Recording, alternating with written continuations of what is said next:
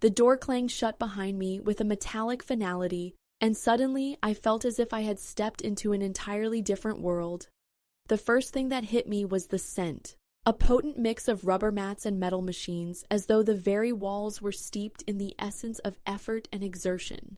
My palms were damp as I adjusted the strap of my bag, my eyes scanning the rows of intimidating equipment lined up like untamed beasts. People around me moved with purpose, lifting, pushing, and pulling weights that seemed impossible for me to handle without risking serious injury. There was no denying it. I was completely out of my element. Lingering awkwardly near the entrance, I fidgeted with the strap of my water bottle, feeling uncomfortably aware of the snugness of my leggings. It was a subtle but persistent reminder of why I had even set foot in this place. I wasn't overweight, not really, but my body had changed. My thighs were thicker, my chest no longer defied gravity, and a general softness had settled over me, an unspoken marker of time passing, of things I had let slip. I wasn't fat, just out of shape. At least, that's what I kept telling myself. The gym felt enormous, and I felt incredibly small in contrast. My heart pounded as I hesitated, trying to recall the instructional video I had watched online about using gym equipment. But standing in front of these machines now, they looked more like medieval torture devices than fitness tools. Swallowing my anxiety, I approached what I assumed was a leg press, crouching down and fumbling with one of its levers, silently praying I wouldn't make a fool of myself. Then I heard it, a quiet chuckle. "Need a hand there?" The unexpected voice startled me so badly that I jolted, accidentally knocking my water bottle off the machine and sending it rolling across the gym floor. My heart nearly stopped as I spun around. Behind me stood a man, no, a young man, likely in his late 20s. He had a lean but undeniably strong build, muscular but not overly bulky, his black t-shirt clinging to his frame just enough to hint at the strength underneath. "Sorry, didn't mean to startle you," he said, reaching down to retrieve my water bottle. As he handed it back, I noticed the calluses on his otherwise clean hands, the kind that only came from hours of lifting weights. I took the bottle, my cheeks heating up. Yeah, thanks, I'm, new here." He grinned, and something in the way his eyes sparkled made my stomach twist in a way I wasn't prepared for. Yeah, I could tell. This place can feel a little overwhelming at first. He glanced at the machine I had been struggling with. "That's not a leg press, by the way. It's a rower." "Fantastic. I couldn't even pretend I knew what I was doing." "Oh," I muttered, my embarrassment deepening as warmth crept up my neck. He must have sensed my discomfort, because his grin softened into something more reassuring. "Hey, don't worry about it. Everyone feels a little lost on their first day." He extended a hand. "I'm Daniel. I work here as a trainer." "Grace," I replied, gripping my water bottle as if it might anchor me. "Nice to meet you, Grace." His gaze flickered over me, not in a critical way, but as if he was assessing me, figuring me out. "So, do you have a routine in mind, or are you just winging it?" I let out a nervous laugh. Winging it would be an understatement. Daniel's smile widened. "Well, how about I show you around? Promise I won't bite?" Despite the knot of anxiety in my stomach, I found myself smiling back. That would actually be really helpful. As I followed him, I couldn't help but sneak glances at him. He moved effortlessly, his steps light yet confident. There was something magnetic about him, and it wasn't just his looks, though he was undeniably attractive. It was the way he carried himself, like he belonged here. Meanwhile, I felt like a houseplant that had been randomly placed in the middle of a rainforest. "So, what made you decide to come in today?" Daniel asked as we stopped near a set of free weights. I hesitated. How was I supposed to put it into words? The way my husband barely noticed me anymore? The way his eyes lingered on younger women? His expression filled with a longing that made my chest ache? The loneliness of sitting next to him on the couch while he scrolled through his phone, his attention anywhere but on me? Instead, I shrugged. Just felt like it was time for a change. Daniel nodded as if he understood more than I was saying. That's a good reason. Change is always a good thing. For the next 20 minutes, we moved through the gym, with him explaining different machines in a way that made them seem a little less intimidating. He demonstrated a few basic exercises, never making me feel foolish when I struggled. Every time I fumbled, he was quick with an encouraging grin, his patience making it easier to relax. I was surprised by how comfortable I felt around him. There was no judgment, just an easygoing energy that made me feel capable. Eventually, Daniel leaned back against a nearby machine, studying me thoughtfully. "You know," he said, "you've got the kind of build that could transform fast if you stick with it. I'm talking goddess-level transformation." I blinked, caught off guard. No one had ever called me a goddess, let alone suggested I had the potential to become one. Goddess, huh? I tried to sound casual, but something fluttered in my chest. His grin widened. "Absolutely. A little consistency and you'll be turning heads in no time." I let out a small laugh. "That's optimistic of you." "It's not optimism, it's fact," he replied, adding a playful wink. There was something exhilarating about the energy between us. It felt good, better than I had felt in a long time. Before I knew it, I was signing up for personal training sessions with him. It seemed like the logical thing to do, having someone guide me, hold me accountable. But deep down, I knew it was more than that. I wanted to keep feeling this way, noticed, acknowledged, maybe even a little bit important. Over the next few weeks, a rhythm developed between us. Twice a week I showed up and Daniel guided me through workouts, his mix of encouragement and teasing making the time fly by.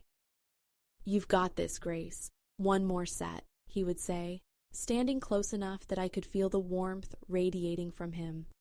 Sometimes, when I struggled with my form, he would place his hands on my lower back to adjust my posture. I told myself it was just part of his job, but it was hard to ignore the way my pulse quickened every time it happened. And I wasn't the only one noticing things. I saw the way other women in the gym, young, toned, effortlessly fit, watched Daniel. At first, I thought I was imagining it, but every time his attention was on me, a wave of unexpected triumph washed over me, like I had just won a game I hadn't even realized I was playing.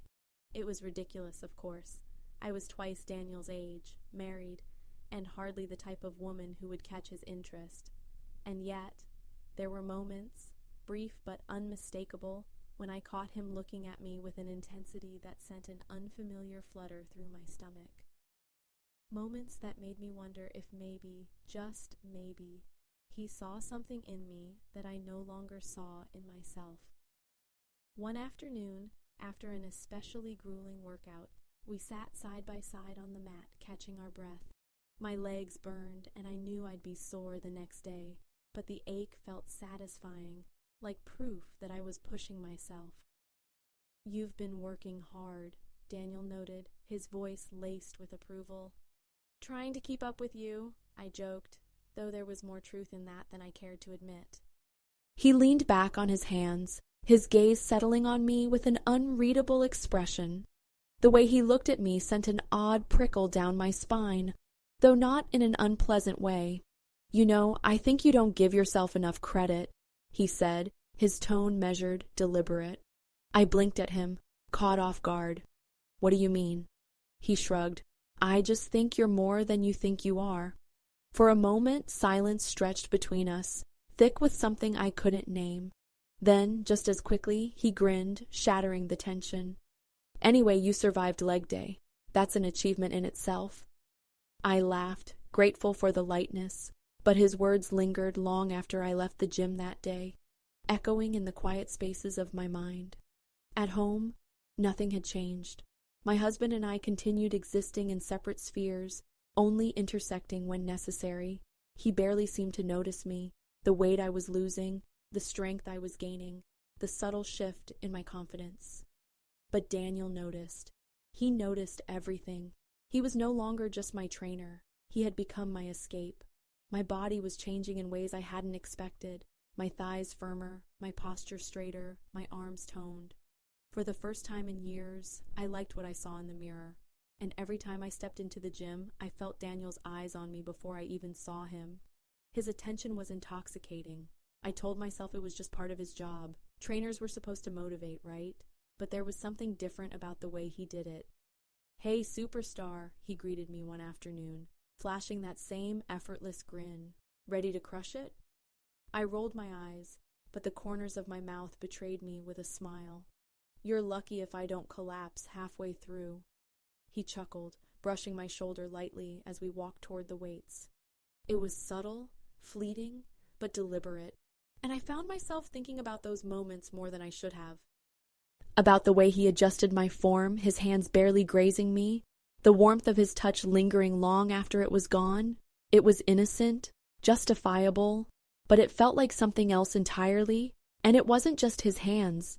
It was the way he looked at me, like I was someone worth seeing, someone worth admiring. At home, Anthony had begun to notice the changes too. He never said anything outright, but I could feel it in the way his eyes lingered on me longer than before.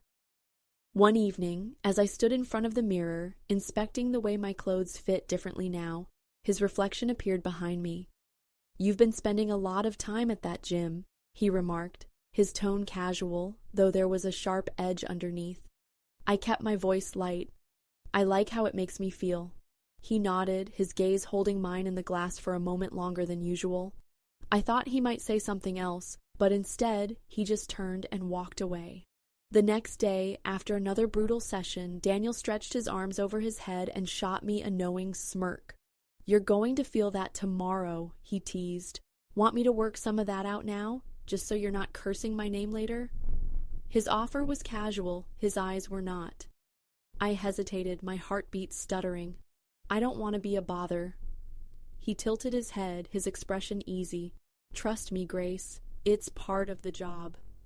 The personal training room was small, the kind of space where proximity wasn't optional. The door clicked shut behind us, muting the noise of the gym outside.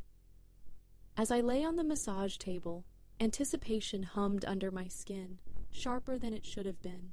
My top clung to me, the air in the room thick and warm. Daniel's hands pressed into my shoulders, firm but careful. "You've been holding a lot of tension here," he murmured, his voice low, soothing. His fingers moved with practiced ease, working through the knots in my muscles, trailing lower down my back. The space between us shifted, the air heavy with something unspoken. My breath caught, waiting, wondering.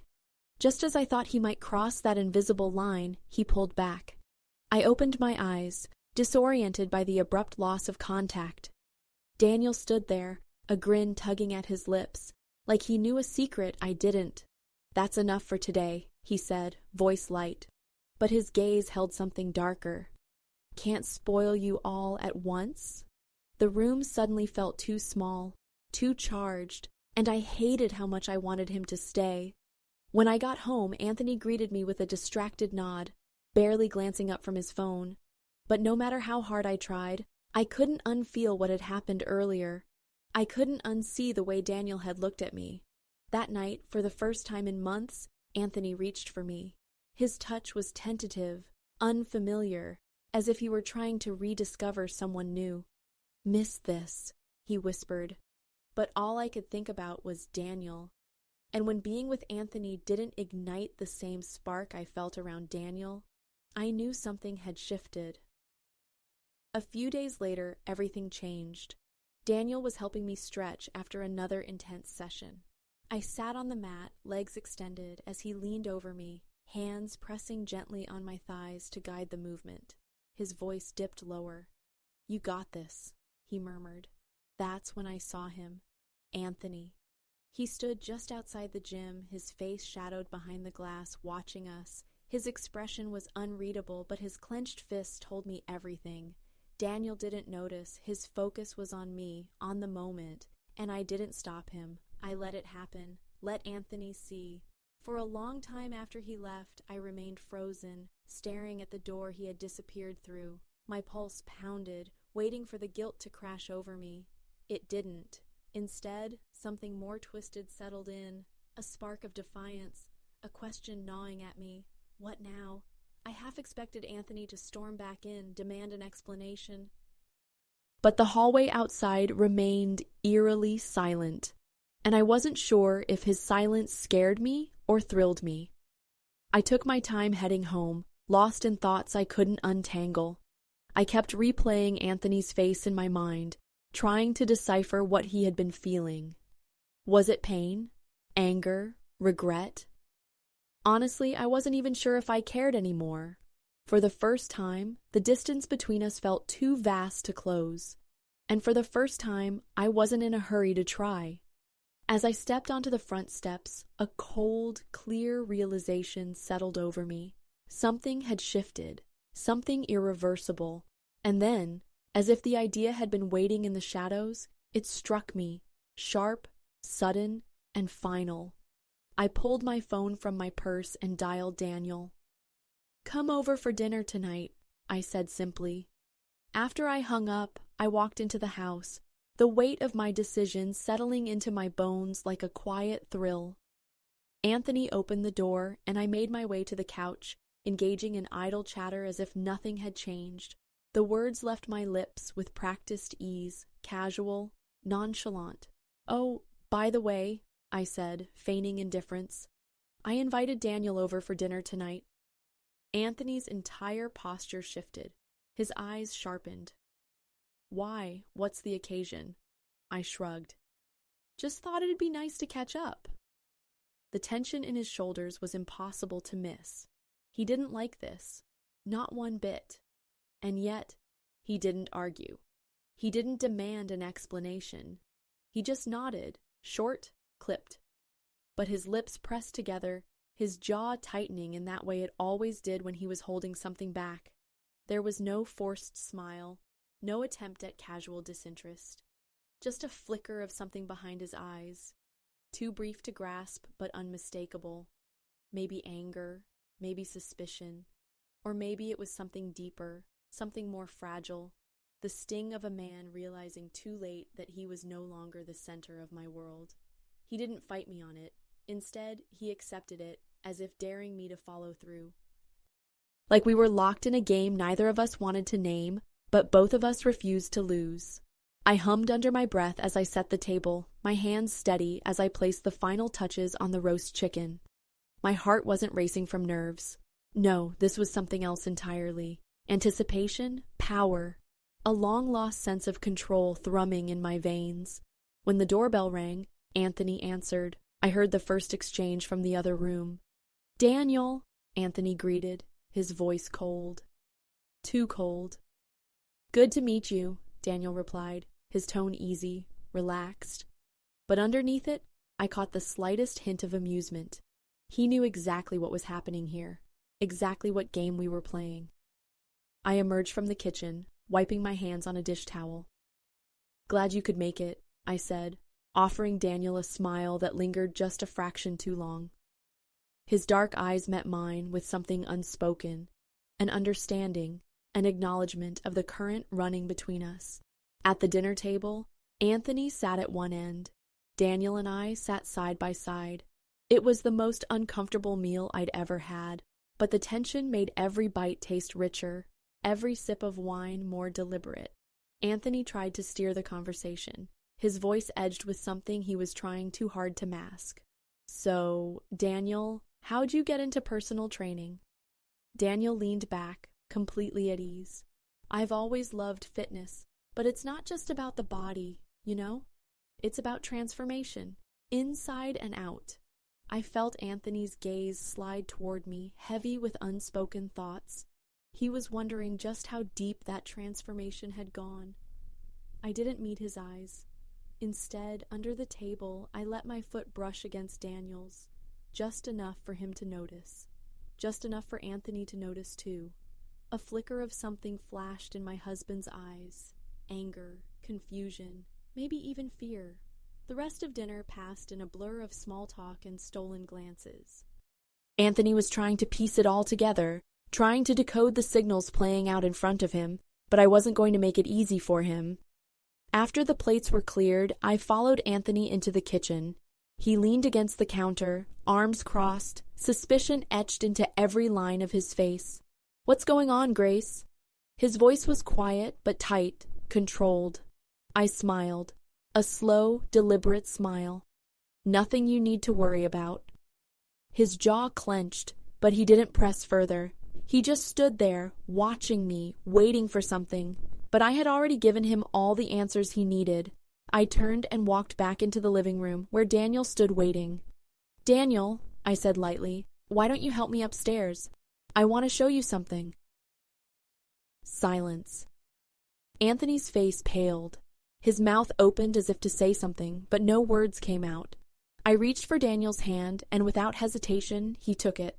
I didn't need to look back to know Anthony was watching and understanding exactly what was happening, exactly what I had already decided.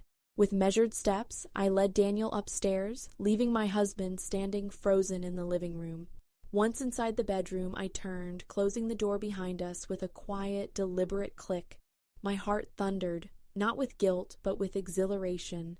The kind of exhilaration that comes from reclaiming something that was taken from you.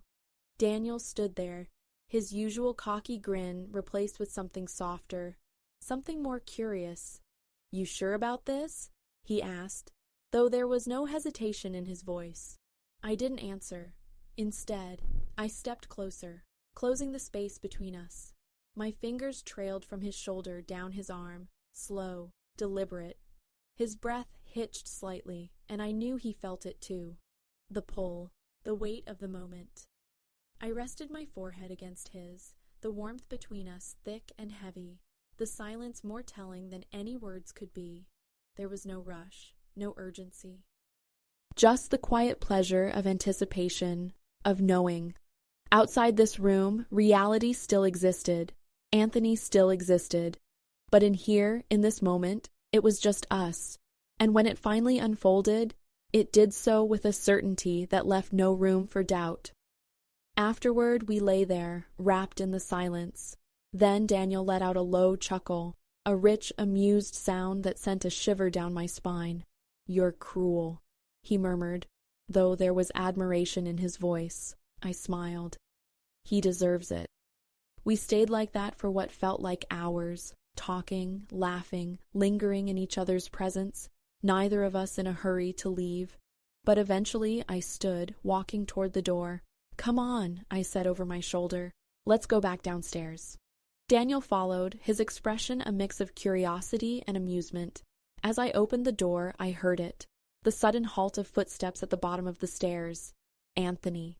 I glanced at Daniel, who gave me a knowing smile. Then, side by side, we descended. Anthony stood there, his expression a collision of emotions, anger, confusion, and something else, something closer to fear. I met his gaze head-on, unflinching. "Good night, Daniel," I said, letting my voice linger just a little too long on his name. Daniel smirked, shooting me a playful wink before heading toward the door. "Thanks for dinner," he called over his shoulder, his tone laced with suggestion. The door clicked shut behind him, and the silence that followed was deafening. Anthony stood motionless, his fists clenched at his sides, the unspoken questions swirling behind his eyes. I smiled again, slow and deliberate, and then, without another word, I turned and walked away, leaving him alone with the consequences of his own neglect.